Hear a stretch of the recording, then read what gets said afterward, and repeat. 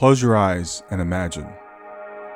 What if the things in life that cause us the greatest pain, the things that bring us grief, are challenges? Challenges designed to help us grow, to ultimately become what we were always meant to be. We feel like we've been buried, but what if, like a seed, we've been planted? And having been planted, we grow to become a mighty tree. Now, open your eyes. Open your eyes to this way of viewing life. Come with me as we explore your true, infinite, eternal nature. This is Grief to Growth, and I am your host, Brian Smith. Welcome to Grief to Growth. I'm Brian Smith, and if you're new here, this show is about the questions that don't have easy answers. What happens with people that we love after they're gone? Is grief a wall or is it a door? And when life breaks us open in ways we never expected, is it possible that something extraordinary can come through? I bring guests on who have walked through the fire and come back with something worth sharing. Jayne Madigan has been walking through the fire for 33 years. She's a certified neuropsychotherapist, a master EFT practitioner, an energy medicine specialist, and a suicide bereavement clinician. But those titles only tell you what she studied. What shaped her is what she survived. She lost her Uncle Ray on New Year's Day in 1992. Then her nephew Brandon at just 24. Then Brandon's best friend. Then her brother. So suicide loss didn't visit Jayne just once. It kept coming back. And each time she went deeper into the neuroscience, into the body, into the energy systems that hold grief long after the mind thinks it should be done. And here's something that stopped me when I learned it. The unprocessed grief from her uncle's death didn't just break her heart. It showed up in her body as a terminal lupus diagnosis. Doctors told her she wouldn't live past 50. She was a young mother of two. And that's when she went looking for tools that could reach what talk therapy couldn't, and she found them. So in our conversation, we're going to explore why suicide loss is its own category of grief, and why it lands differently, why it lingers differently, and demands a different kind of healing. We're going to talk about what actually happens inside the nervous system when we lose someone this way, and what it takes to restore safety when the body is still in shock. We'll talk about meaning-making spiritual experiences and the silence and shame that still surround this kind of loss. So if you've lost someone to suicide and you've wondered if the weight will ever lift, if the questions will ever quiet, if you ever feel something other than broken, this conversation is for you. And if you want to continue this conversation after the episode, head over to grieftogrowth.substack.com. That's grief, the numeral 2, growth.substack.com. And you'll find an article about today's conversation where you can comment and connect with me and with other listeners. And with that, let's welcome Jayne Madigan. Hi, Brian. Thank you so much for having me here today. Jayne, it is great to have you here. This is our second chance, our second attempt at this. We had a little glitch yesterday, but we're together today. Mm-hmm. First of all, I want to say I'm sorry for your losses. I know that you've had multiple losses, but it sounds like your journey with the suicide thing really began with your Uncle Ray. So tell me about your Uncle Ray. Well, he was only 47. He was also my godfather, so he was my father figure because I was estranged from my biological father. So I was very close to him, but he was just a wonderful family man. He was happily married, had 2 teenage sons, very vivacious, always laughing, joking. So it was a total shock. He had just moved. His lifelong dream was to move his family back to Florida, where he grew up. So his son was in high school, getting ready to graduate. So he convinced the family to move. So they moved down there, and it happened within weeks of the move. So we're not sure what broke. Yeah.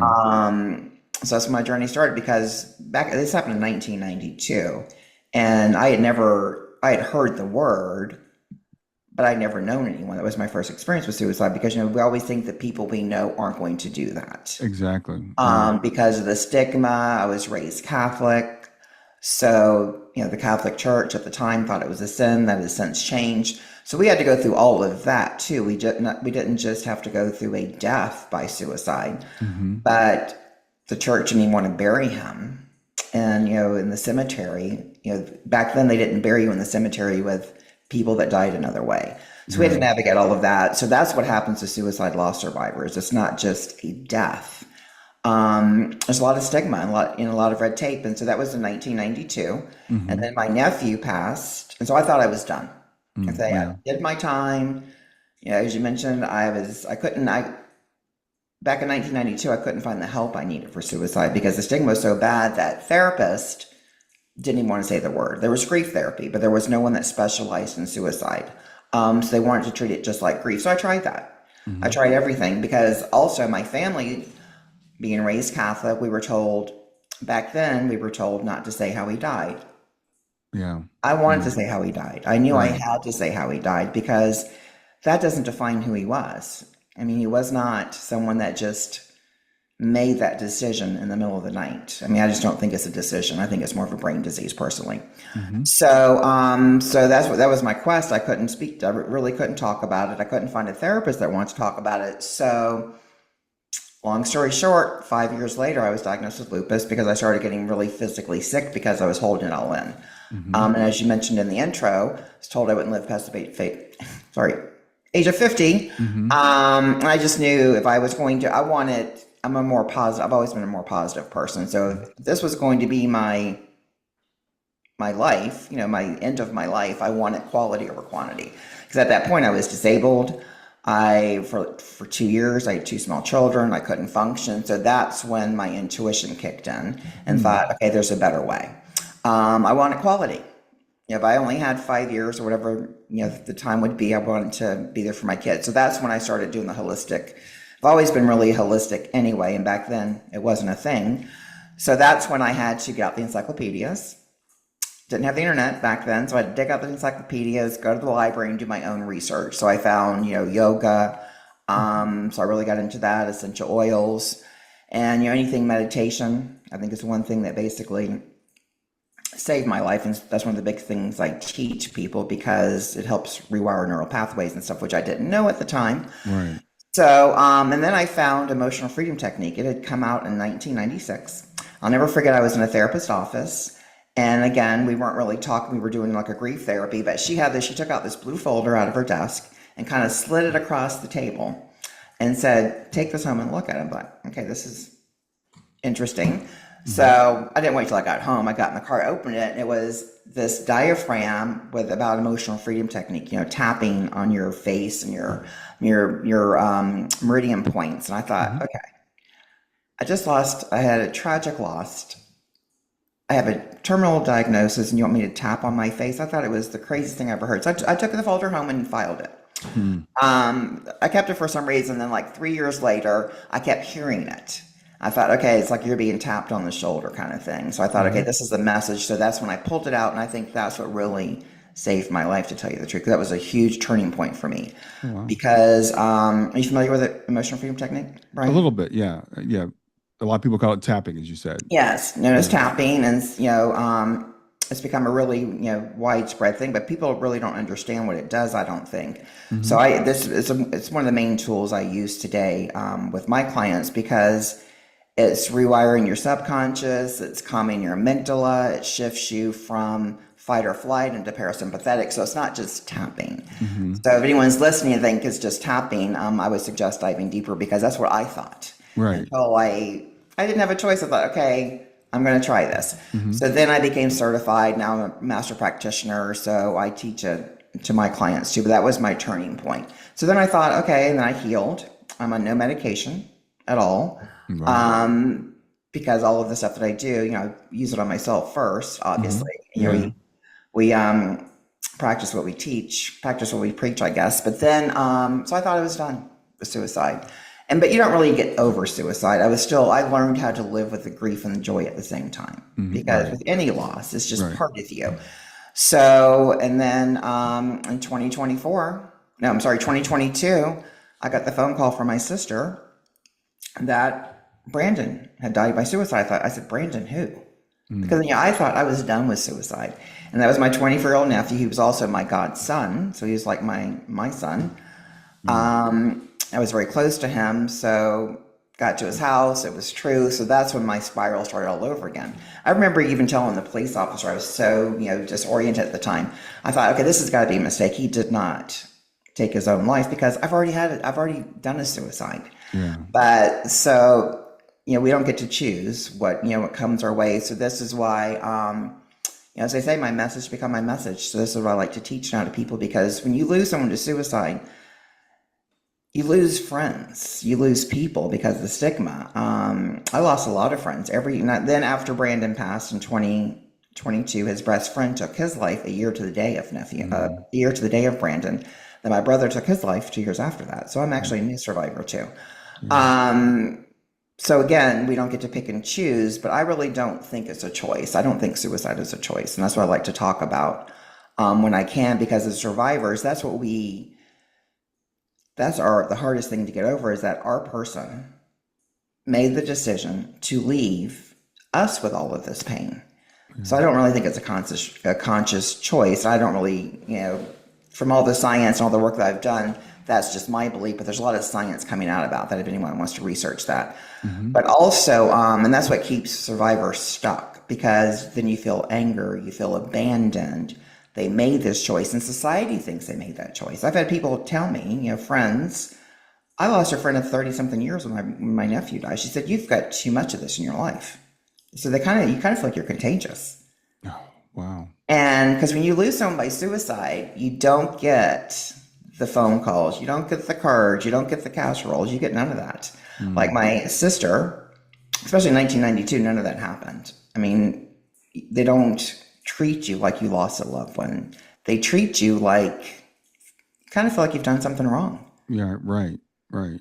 because, we're, attached to this person. So anyway, so long story short, but with my sister, in 2022, when my nephew passed, that was her youngest son. She lives in a subdivision that has, the meal trains when people, have babies, deaths, whatever. She participates. She got nothing when my Oh, nephew man. passed, Wow. and they knew that he died by suicide. In my subdivision, my neighborhood, my nephew had a landscaping service, so he did a lot of the neighbors' lawns. Hmm. They have not even, this has been 4 years now, they've never even mentioned, and they know what happened. So Mm, that's what happens to suicide loss survivors. And that's what people don't understand. And that's why I like to talk about suicide. I talk very openly about it because I'm not ashamed of my loved ones. I don't, I mean, they were sick, they had an illness. And I always often think what really helped me the most when I finally thought one day, okay, you can have two people that have cancer. They're on the same exact treatments. One dies and one lives. hmm. So I kind of think it's the same thing with depression, mental illness. Some people survive and some don't. Yeah, So yeah, that's the hard part for survivors to understand is, that this person abandoned them. But I don't think that's what the case is. So a lot of research is coming out. More research is coming out about that right now. That I'm not involved in the research. I'm not making it happen. But I keep up with all of that. So that's right. what my goal in my lifetime is, for something to change. I don't know if we're going to stop people from dying, of different illnesses and diseases, but I hope that suicide becomes more recognized as a disease and not a choice Yeah. and Yeah. not a bad word. People act like it's a bad word. Yeah. And I think we're slowly getting there. Mm-hmm. I was working with a client whose uh, granddaughter passed by suicide. Mm-hmm. And first of all, the language is changing, right? We don't say committed suicide anymore, and Right. people are starting to pick up on that.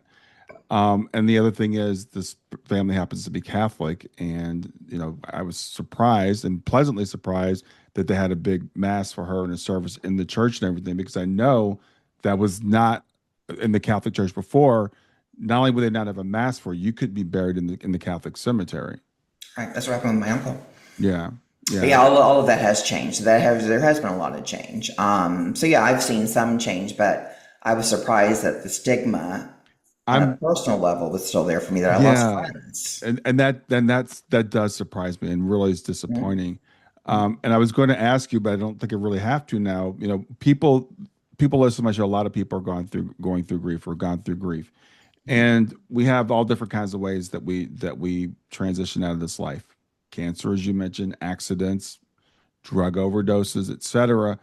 And it's weird how we judge each one of those deaths, right?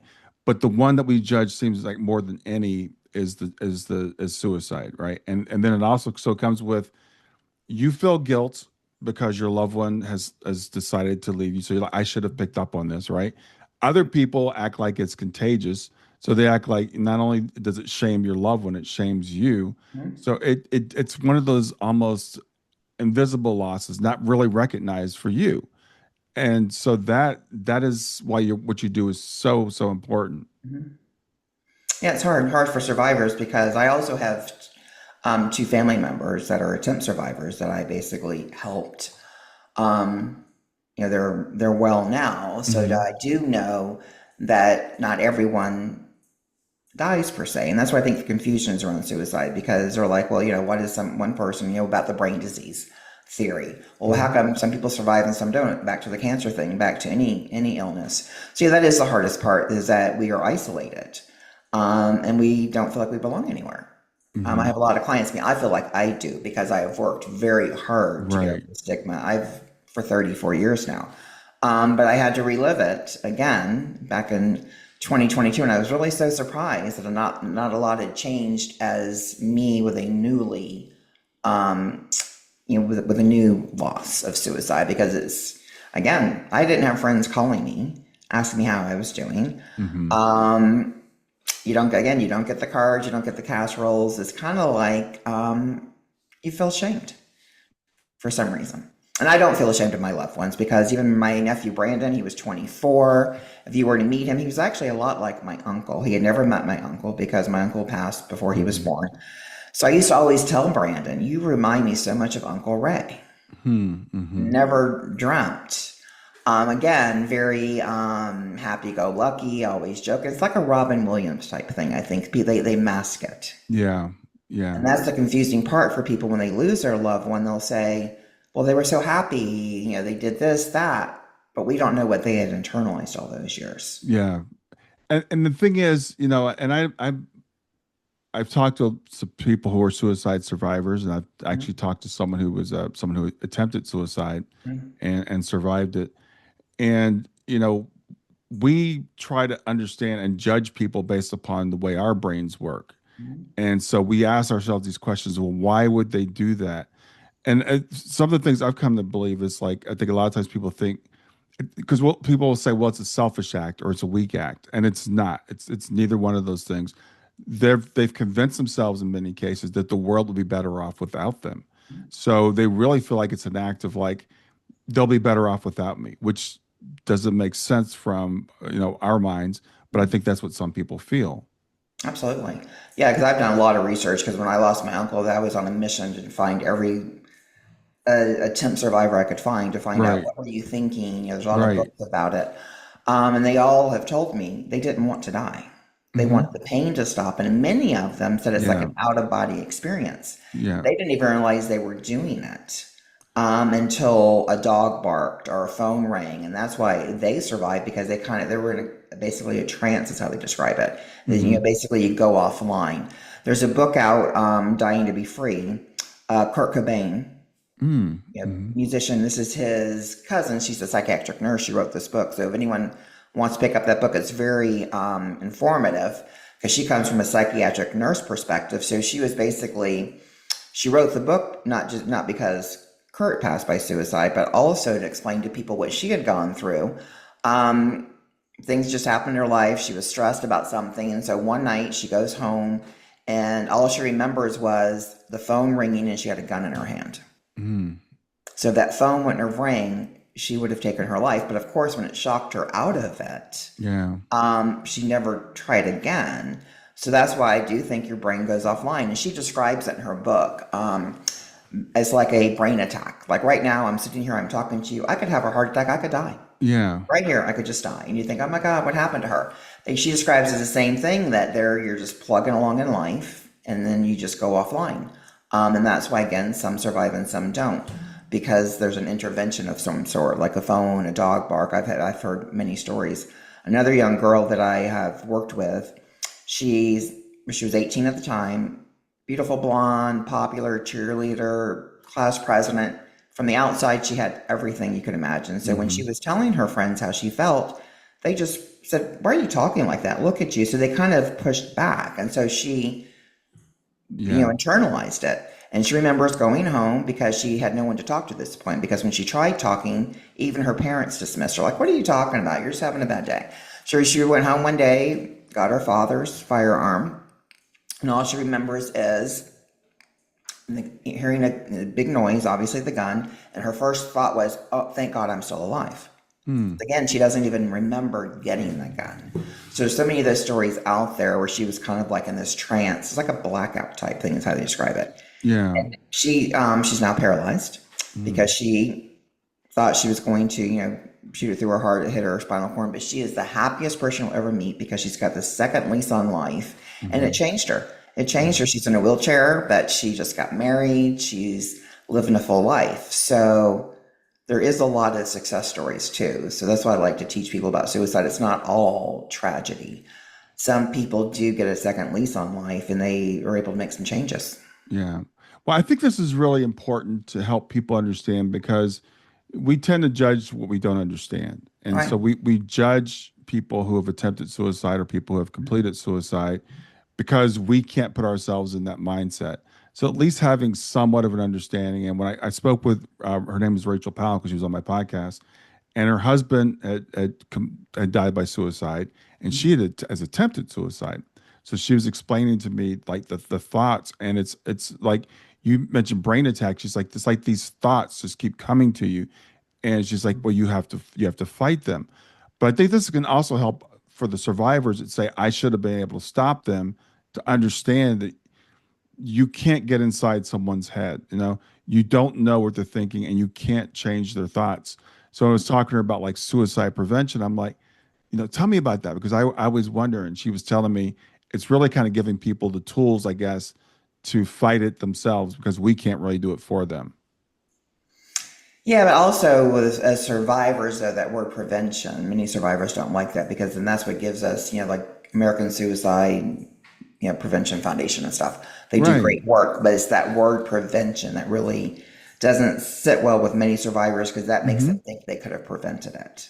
That's exactly what I was thinking. Yes. So Yeah, and that that's what I was talking to her about. It kind of puts the responsibility on us outside to prevent someone else from taking an action, which and I don't want to say we should give up because we should not. We should try to help understand and get people tools to fight it, but also not to take that responsibility.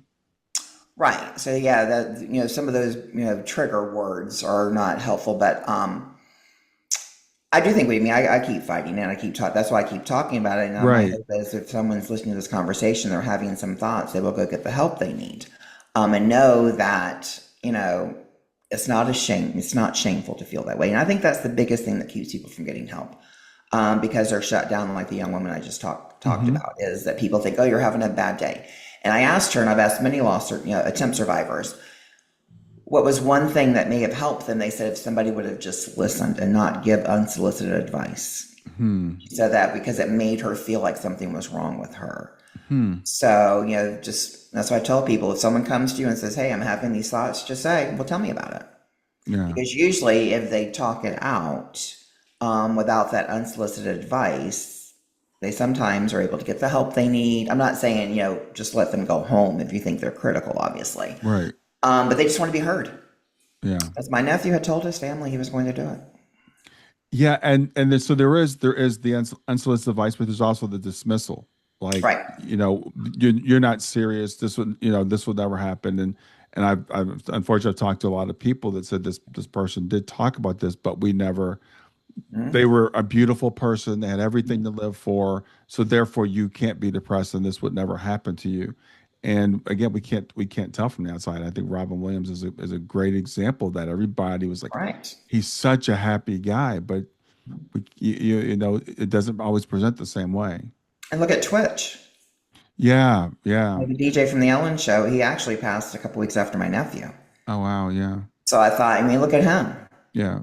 On the outside, it looks perfect. So we never know what's going on inside of this. But I also have worked with people that it just happens really fast too. Some people describe it as having the pain for a long time, and some say it just kind of happened. Hmm. That's I think just like with cancer, some people have had cancer for a long time, and some people get it and die quickly. So I do think that we just need to look at it as the disease, is what my hope is, and that if you do have these feelings, talk about it. Find someone that will listen. And so I'm doing a lot of work in high schools and stuff now too, talking to the kids there, teaching them if a friend, comes to you and says, hey, you don't say, oh my God, what's wrong with you? You don't talk like that. Just say, oh, okay, let's talk about it. So just, you don't have to judge it. You don't have to agree with what they're saying either. Hmm. Sometimes you just have to hold space Yeah, and just yeah. let them talk it out. And then, of course, if you think they are critical, go, get an adult or a student, like at the school, a counselor or something involved. I'm not saying just let them, get in a car and drive away per se, Hmm. because you have to but it's not your responsibility to save them either, I don't think. Because that's what the burden of survivors is we didn't save them. A lot of, yes, the burden of and you named it earlier. It's the burden of we didn't save them. The thing of like, wasn't I good enough to keep them here? Mhm. Didn't they love me enough to stay for me? Those types of thoughts, which lead to guilt, feelings of inadequacy, and that really complicates being able to deal with your own grief, which is hard enough when you're dealing without those complicating factors.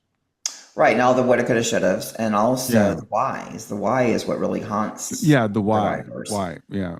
And especially if no note is left. None of mine left notes. Hmm. So sometimes the notes are good, sometimes are not. So I usually teach people is we just have to, they were sick.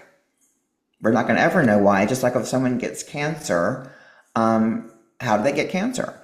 Yeah. We don't focus on that. We just know that they got cancer. They may have, things in their life could have contributed to it, but who knows? We don't know that because again, I have people in my family that have smoked for 40 years and they're alive.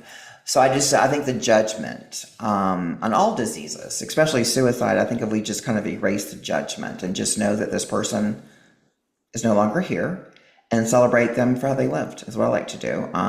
Talk about the things they contribute to, not what they kind of took away from people. They were just sick, Yeah. Well, sadly sick.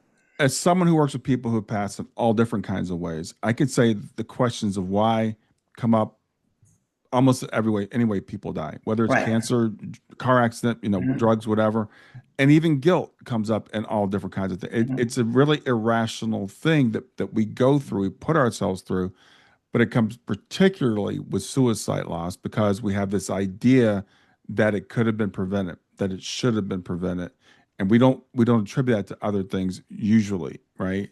But it just becomes so much more heightened with suicide. And so the thing about grief is, and you talk about your lupus diagnosis, which you believe was because of your grief. We talk about trauma. The body remembers trauma. The grief gets Right. stuck in the body and stuff like that. And this is a literal thing with you where it's like it got stuck and it caused, disease. So uh, tell me how you said you kind of figured out, you started doing some things like this is the way I can process that. Because that's after doing this for so many years, I've realized that grief has to be processed. It has to be Totally. metabolized. It has to be worked through. Otherwise, it gets stuck in our body, can cause different things. So how did you start to work through that, getting that out? Again, by doing yoga, meditation, all of that, I didn't know the science around it now like I do because I have since, studied it, whatever, Hmm. because our body is made to heal.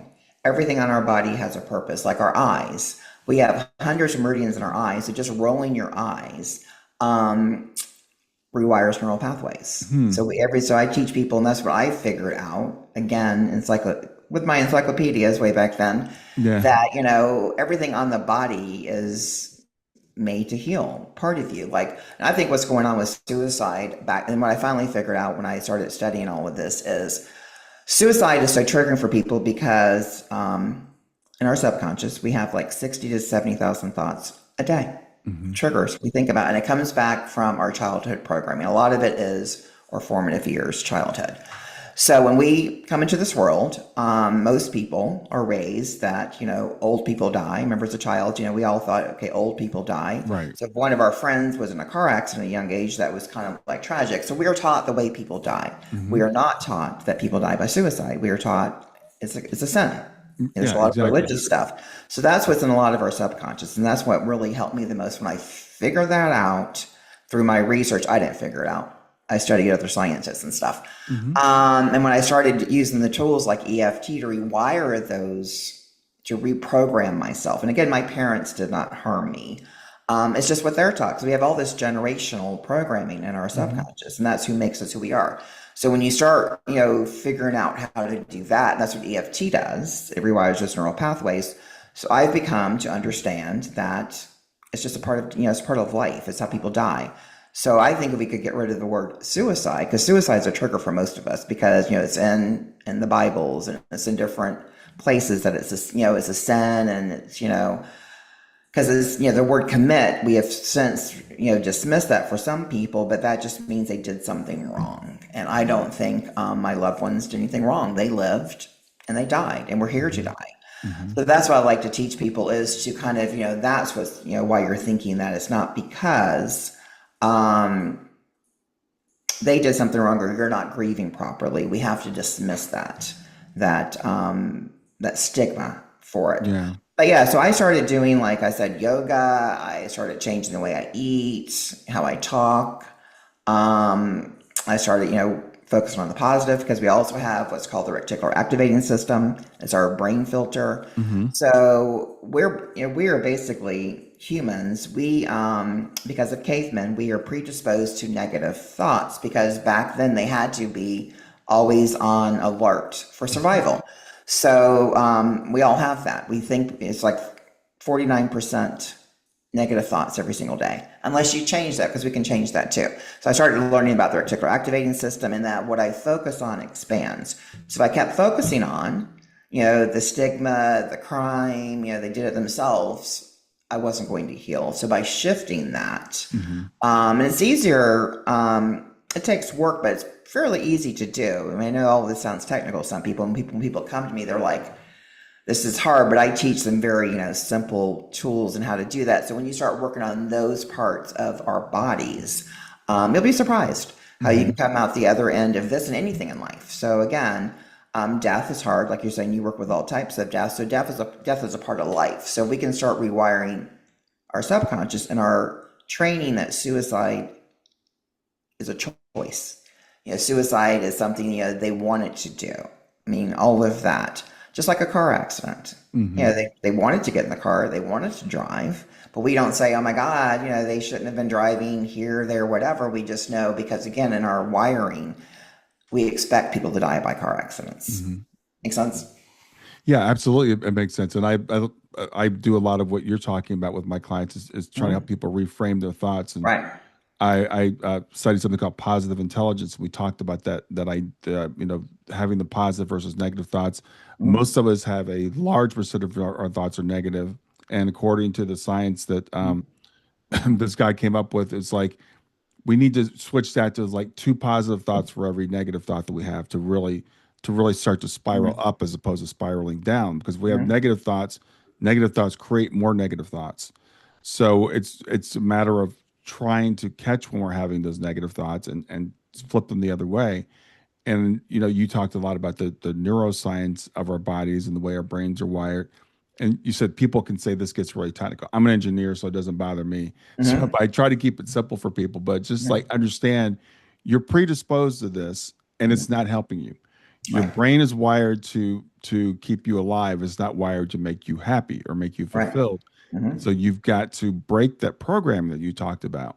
And the only way to do that is through some of these techniques, Mhm. yoga, through doing EFT, through doing meditation, mindfulness, through doing gratitude practice. I tell people you've got to focus on what's going well, because life is Mhm. always a mixed bag. There's always good things and bad things. If you focus on the bad things, that's all you're going to see.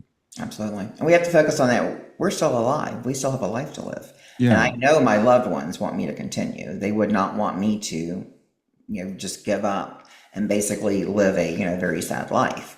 So I think it's a choice. People have to choose. I don't think suicide's a choice, but I think healing's a choice. And that's what I like to teach people, is they have to just dive in. It's going to take time. I mean, it's a process for everybody. I think it's a personal process. So I don't think because people always ask me, because typically suicide has been known, a lot of research that's basically a 7-year journey. And so when Mhm. people hear that, they, but it doesn't have to be. That is just, research, and there's more tools today that are more widely talked about. We've always had the tools, we just didn't know we had them.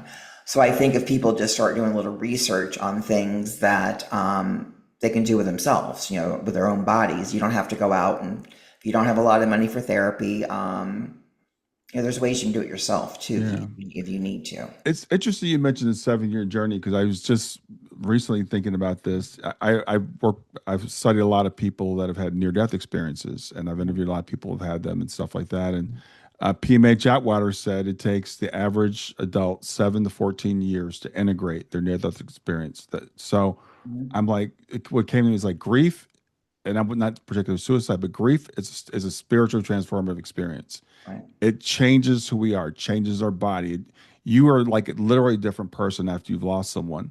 Mhm. So that experience takes a while to integrate. Well, now whether it's 7 years or not, it can be different. It's going to be different for Right. everybody. But we tend to want to rush through grief. Mhm. We want to like get back to who we were. We want to get over it. And it's a process and it's a journey that we have to go through. So when I hear you say that, it doesn't mean this is like a diagnosis or a sentence that for 7 years you're going to be, terrible, but it's going to take you a while to integrate it. Right. And so that's what I tell people. It's a personal journey. I think, again, I lost my nephew in 2022 and I'm here. Yeah. I'm living life. I'm celebrating how he lived. So again, I've been doing it for a long time too, with my, Right. Yeah. You've had some experience. Yeah. right. But it doesn't have to be. So I usually tell people just focus on your experience, how you're feeling. Exactly. Just because someone else is, we don't know what their life is. If it took them 14 years, because there's a lot of stories when people come to me, well, my friend, she lost someone to suicide 14 years ago and she's still, I'm like, well, you're not your friend. We Yeah. don't know her, don't judge. I'm not judging her friend, but we don't know their personal experience or their beliefs or who they are. So I think it's just a personal journey Hmm. that we should openly talk about. And that's why survivors, I think that's the worst thing is that they're afraid to talk about it.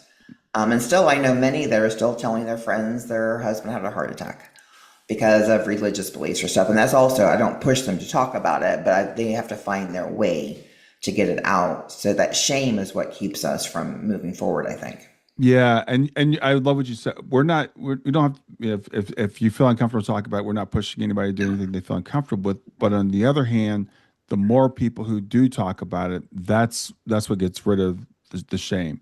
Right, Is that's when the we can change. openly talk about it and not be ashamed and say, yes, people do pass by suicide, and it doesn't mean that they're a bad person. Certainly not at all. Doesn't mean that they sinned or that God doesn't love them. It's just as you said, it's a way of passing. The way I look at it I think from spirit perspective, you said it a little while ago, we're all going to die. And I think when we get back to where we came from, no one's judging like how, oh, you died this way. That's a bad thing. It's like we all have to leave our bodies some way. And you mentioned someone earlier who's a mutual friend, and I won't say the name, but even in the spiritual community, I've heard a lot of people say, well, everything in life is planned. We have a soul plan, everything except suicide. And I'm like, well, why would you say except suicide? Mhm. Because we're still carving that one thing out, right? It's Right. the only, drug addiction, that's planned, right? Mhm. You were in an accident, that's planned. But suicide is not planned. And I think that's just holding on to that old stigma that we have.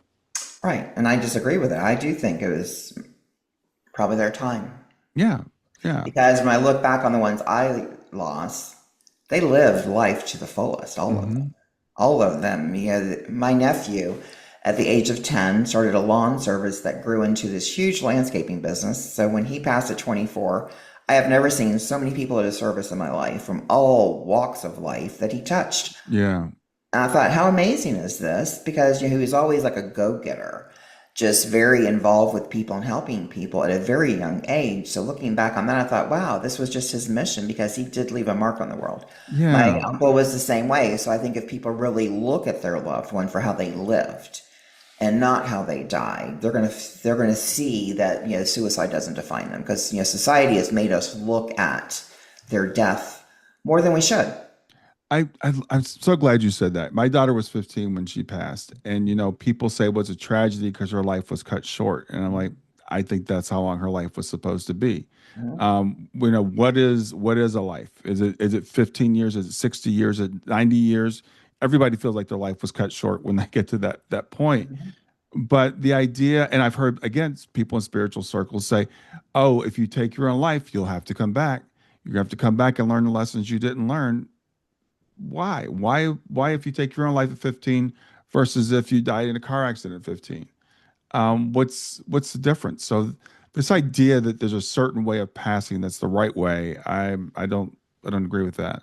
I don't know, but I think it goes back to the programming from their childhood. So if they just look at that and try to work on that, that's why my first thing I do with most survivors is we work on that. We rewire that Mhm. their programming, because that's the way because their parents were programmed the same way. So we have this whole ancestral lineage.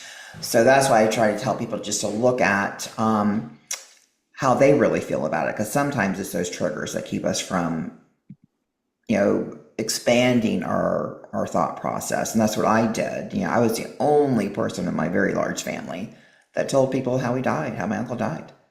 Yeah. Because I knew I had to, because I wasn't ashamed of him. I was never upset with them. I've never been ashamed of any of them. I'm sad they're not here, but I'm also grateful they're not in pain. Yeah.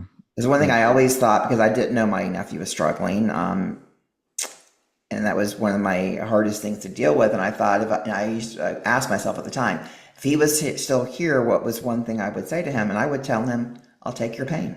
So that's what I've Mhm. actually done. We have taken their pain. Um, and we've released it from them. That's how I like to look at it. That's what's helped me heal, because they were in a lot of pain Yeah. when that happened, and their body just couldn't withstand it anymore. Yeah, that's the way I look at it also. And the thing is, this world is it's a difficult place to be. It's a painful world, and I think a lot of people who do pass by suicide, the pain is just too much. I think we're the ones that are messed up because we can live with it. We just got to put it aside. And these people that feel very deeply, we talked about Robin Williams. I think about Chester Bennington, Lincoln Park. Super, super sensitive guy, and you would look at him and say, it was the height of his career and family and kids and stuff, but there's just so much pain going on. I think that people like that take on themselves, so it becomes overwhelming. Right. Again, I don't think we'll ever know that, but I do think it's just something, I think it's predisposed. For Yeah, a lot of them, because they live, and my brother was the same way. He was a high achiever. These weren't sad and that's why I think also the stigma comes from, movies and stuff portray people that die by suicide, as sad, lonely, no jobs, drug addiction. I mean, all of that sometimes has a big part of what people think about suicide, because that's how movies tend to portray it, right. and that's just not true. It's just Yeah, not true. There are people just like us. yeah, We never know when it's going to hit us, just like any other disease. So that's my goal in life. I think that's why I'm now carrying all of this, and helping people, is because I want people to understand that it had nothing to do with them. Their person was sick. yeah, They didn't yeah, do anything wrong. I don't think we don't know if they could have saved them. Obviously, they couldn't, because I think it would have happened. Like I said, I have two siblings that I saved, but then I wasn't there. I didn't save my nephew, so we'll never know why that happened, and why we're still here. yeah. Well, there is this human tendency to want to apply blame. I Yes. don't exactly know where it comes from or why it is. I just know it's not really helpful. Mhm. And I see people doing it with all sorts of deaths. And but the one where I guess it's so easy to do and accept it is when it comes to like suicide. And so what I want to say to people that are going through that, I've had parents who have lost. I have a woman I talked to. Her daughter was killed by a drunk driver. Her daughter was grown, wasn't even with Mhm. her, didn't even live with her. Was killed by a drunk driver, and this woman blamed herself and came up with seven things she did wrong the day her daughter passed away. And I use that as an example of that tendency to blame ourselves. And again, when it comes to suicide, you've got that, and then you've got other people actually either implicitly or explicitly blaming you also. Like your husband took his life. Why do you know it's happening? What did you do to contribute to it? You've got that feeling. So it's something we really, really have to fight with the truth. And that's what you're talking about. Like all these techniques to help us to understand that this is not our fault. Well, first of all, no one's at fault. That's the thing. It's like no one's at fault. So stop trying to find somewhere to put this blame. Absolutely. And there's, I mean, the biggest message I like to tell people is you can heal. You can get through this. We're made to endure a lot of pain in life. I mean, we're humans. It's pretty amazing how Our bodies are made to withstand this. So you can get through it. I mean, I've done Yeah. it 4 times now. I have a lot of clients that have done it. And like Hmm. you, with what you're doing with your work, but people don't think they can do that with suicide for some reason because society has told them. Or society, shame is the biggest, the worst emotion we can feel from a Right. neuroscience standpoint. So Right. it's that shame that keeps survivors stuck, is because, yeah, I mean, the comments I've had when my nephew passed in 2022, I wrote his obituary with the permission of his parents, my sister and her husband. We Hmm. wanted people to know how he died. Because we're not ashamed of it. So I put it on Facebook, his obituary. So we wanted his friends to know, etc. I got so many messages of people, you know, accusing me of this, horrible thing of saying how he died by suicide. I had to take my Facebook page down. I had over 10,000 friends. Oh, I wow. got hundreds of, and I know these people, Hmm. hundreds of messages because they thought, why are you wanting to, put this out there publicly? Because he's my nephew and he died. Yeah. Yeah, I didn't highlight the suicide. We just said that he lost his life, lost the battle or whatever. And I was just so surprised with that. And this was in 2022. And Yeah. so I took my page down because I thought I'm not going to be ashamed of him, but I Hmm. wasn't going to, spiral even deeper. So I think social media plays a big part of a lot of stuff too, because my nephew, my sister said, because he was struggling, and a couple weeks before he left, he took all of his socials down because he was starting to feel like, people didn't like him because his thinking was distorted. Because he Hmm. would post something and Hmm. people weren't saying anything. Yeah. So, I mean, I'm not saying that caused him to, he was obviously struggling, but it's little things like that. But yeah, I was so surprised with that in 2022. So I thought, okay, I'm not going to let this define how he lived because we now celebrate how he lived. We're having his birthday is May 22nd, so we're having a big party for him with his friends at his favorite brewery, and so we do that. We celebrate how he lived, not how Yeah. he died, and people kind of and we have a lot of Yes. people coming to that. So that's what I teach my clients too: is we don't have to let it define us. It doesn't, and I've heard people that come through from the other side through meetings and stuff and say, stop focusing on the way I passed out of this world and focus on the way that I lived, right? That you're using that one moment to define them. And again, a lot of us get caught up in that. People want to know, how did they die? What was it like at the very end? What was that last moment like? And it's there. We have an entire life that we've lived with that person. We don't have to focus on that one thing. And I also want to say this to people who have lost someone to suicide and feel like you're being shunned.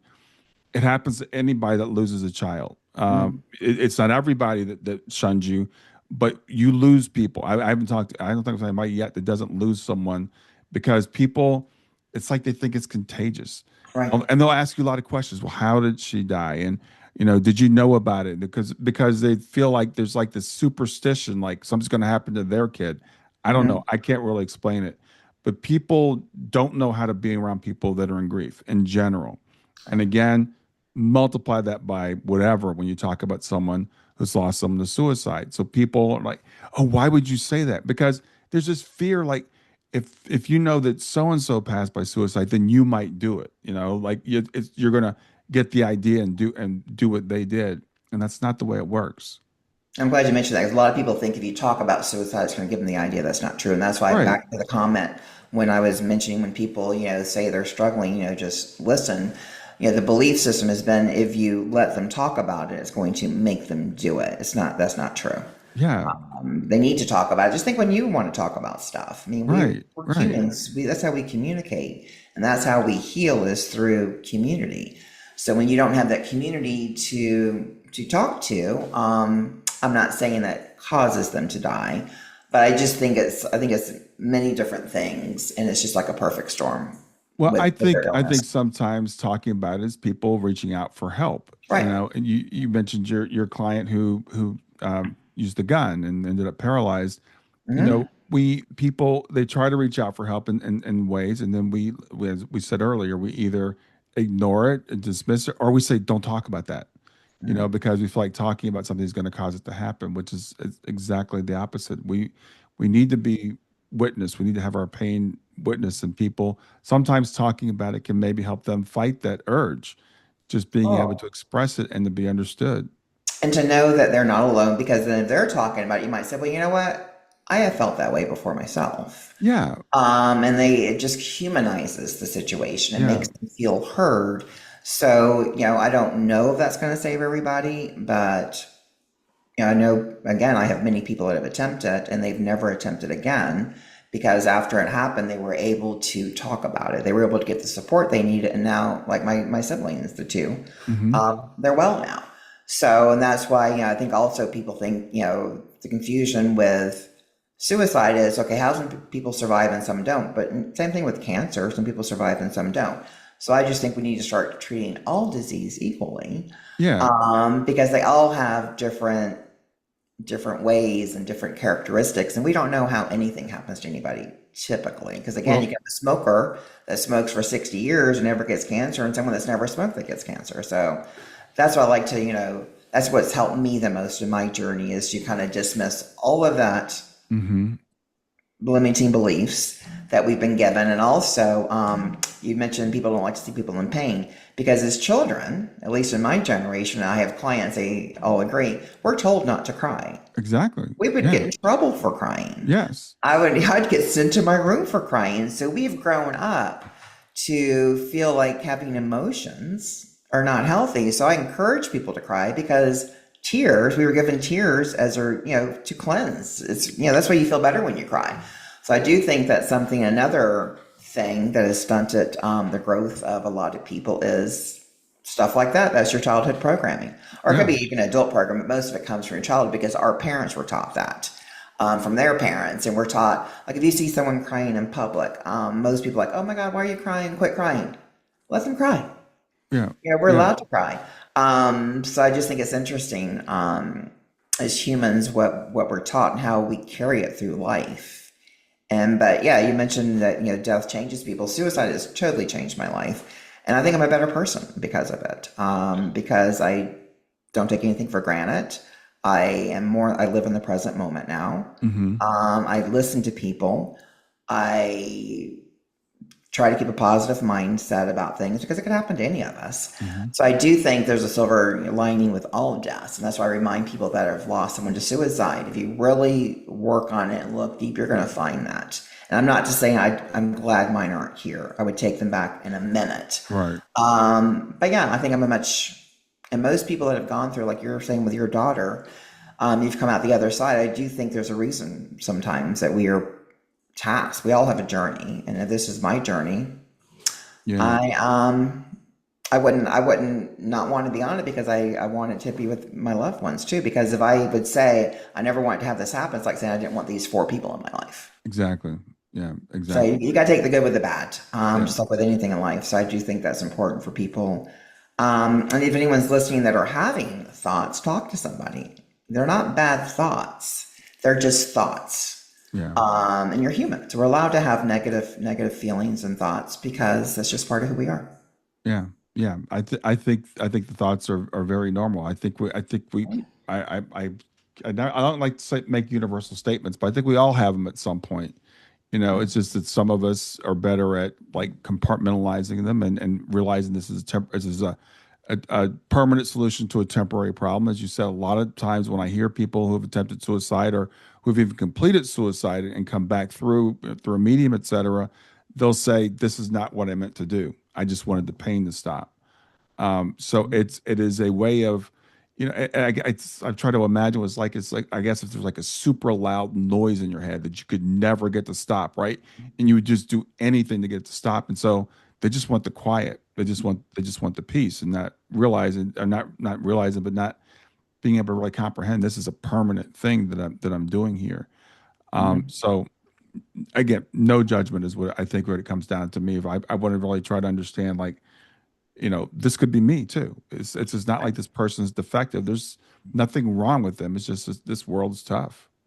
I don't think we're ever going to understand it either. No, I don't So think I think so. we just need to again celebrate their life Yeah. and take care of ourselves and grieve properly. Because I have so many people. I have clients that I have a new client that she lost her mother 60 years ago because Mm, this was 6 years ago she wasn't allowed to talk about it. So now she's having a lot of physical stuff because it's she kind of not forgot about it, but she had kids, life got busy, but yeah. now that she's getting ready to retire, it's hit her that she never grieved her mother. So it's never Hmm. too late to grieve either, is what I'm saying, mentioning that. So even if you lost somebody, 60 years ago, it's Yeah. not too late. It's just important because there's a lot of new technology out there. Well, it's not really new. It's stuff that we talk more about now, techniques that Hmm. are more common for people, like the somatic healing Right. that people are doing. I think you do some of that probably too. I do that. So people don't realize that there's stuff they can do if they're properly taught how to do it. And also, a lot of people go on YouTube and try things and it doesn't work because I tell people that's a marketing tool. So don't say the tools don't work. Find a professional to help you is what I usually advise Hmm. to make sure you're using it properly. I mean, it's not going to hurt you. But I've had so many people come to me, especially about EFT. Well, I tried it on YouTube and it didn't, whatever. I said, well, that YouTube video is just a marketing tool for a certain emotion. And if you Yeah. weren't having that emotion, that person on YouTube doesn't know what you're going through. Right. So I usually tell people don't judge it until you make it more personal for your own journey, personalize it for yourself. It's not canned, is what I'm trying to say. But I Yeah. think every survivor, anyone grieving any kind of death, I think we all have different paths, Absolutely. Yeah. and we have Absolutely. the choice to choose that path. Well, To, Jane, I know you've developed a lot of resources to help people. So tell people about what tools you have that they could find to help them. well, I have a lot of workshops. I have an upcoming workshop actually in June. Carla Fine, have you heard of Carla? I have not. No. She is best-selling author. She wrote the book "No Time to Say Goodbye: Hmm. Surviving the Suicide of a Loved One." Got the book in Hmm. front of me as I'm reading it. She lost her husband back in 1989, so she's been a survivor a little more than I have. But she became actually the voice for suicide loss survivors. Hers was basically the first book to talk about it. She says she even because she's a writer. So when her Hmm. husband, he was a prominent New York physician, Hmm. top of his career, the least likely person to do it because, again, he's a doctor, he's a healer. So, and she had never been through anything like that before. So she went, as a writer to find a book for herself. She found books on how to kill yourself, Oh, wow. but couldn't find a book on how to survive suicide. Hmm. So she wrote this book, and it's now become like the Bible for survivors. It's the first book out there, but it's a very good book because she became like the first voice. So I'm doing a workshop with her in June. Starts on June 9th. We're going to be it's a writing workshop talking about emotions and stuff. So that I do workshops like that with Hmm. people that have been through it. I do private sessions virtually. I have Hmm. clients all over the world. I teach tools. I have free support groups. So yeah, if you go to my website, healingaftersuicide.net, I have a lot of resources, and I have a private Facebook group. You can join that because I think that's another thing, people don't want to tell their stories openly. So my stuff is usually pretty private, Right. and even the groups, it's all survivors of suicide loss, or it's a place that you can feel safe, and not that they can't be out with people grieving. It's just a different kind of grief. So people usually like that, that Hmm. they have that privacy. And I primarily work with women. I do have some men, just because women grieve differently. Hmm. So men don't typically find me. I just think it's an energy kind of thing. But I have worked with some men too. But my groups were primarily for women. Yeah. Well, my experience, most of my clients are women, and it's really sad. I think that men don't reach out for Is this that what it kind of is? help. Is that Yeah. men don't know how to heal? I think men don't really reach out for this type of. That's the only conclusion I can come to after doing this for 10 years. I was telling part of helping parents heal. It's gotten better. Just to give you an example, helping parents heal, the organization I'm part of. I think our first conference was, I don't know, 85, 90% women. Our conferences now, I would guess, are probably more like 60-40. Still mostly women, but there are a lot more men coming. And they're not just being dragged along like the first men were. So I think that is getting better, but I think there's still a lot of stigma with men being able to process grief. Um, Especially around crying, men don't think they can cry either. I think it's a hard thing. yeah, well, it's funny you mentioned crying earlier. I'll get on with a new client, and almost immediately I always ask them, "Tell me about your loved one," and they'll start crying, and then they'll apologize for crying, and I'm like, "No, crying is a good thing. Crying is the way that we release." As you said, we always feel better after we cry. That's our biology's way of Mhm. processing this. And your story, with the lupus is an extreme example, but we hold grief in our bodies. and we Right. have to be able to release it. Otherwise, it manifests in different ways. So it's finding out how do I process this grief, Mhm. not run from it, not think this is a negative thought, this is negative emotion, but how do I process this and honor it? Absolutely. Well, Jane, we're coming to the end of our time. It's been great to have you here today. You've Thank you. already given your website, but please give it again for anybody that might have missed it. Healingaftersuicide.net. Yeah. And yeah, I So, also do, free discovery sessions, all of that stuff. And I'm not a big sales type person, so I work with a lot of people if they can't afford it. I also do that. So I don't want oh, anyone awesome. not to get the help because of financial. Because right now, especially in our current economy, I know it's really tough. So I usually tell people just contact me personally if they feel like they need help but can't afford it. Yeah, great. That sounds great. So, really, again, appreciate you being here this afternoon. Have a great Thank you, rest of your Brian. day. It's a pleasure. Thank you so much.